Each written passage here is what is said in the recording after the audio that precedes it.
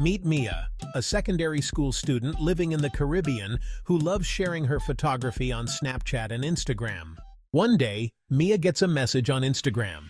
It's an exciting offer, an exclusive brand deal just for her.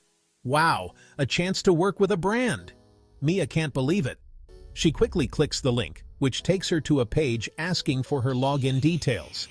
Without thinking twice, Mia enters her information. But in a few hours, strange things start happening. Her friends are messaging her asking, "Why are you sending me weird links?" Mia realizes her account has been hacked.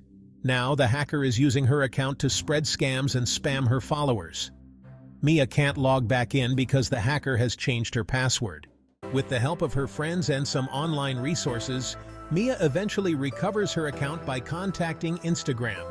But she learns a valuable lesson about online safety. Don't let this happen to you. Here are Mia's top tips to stay safe online. First, use strong, unique passwords. Second, always enable two-factor authentication. Third, be cautious with any link you receive, even if it looks like it's from a friend. Stay safe and secure on social media, because protecting your account is protecting yourself.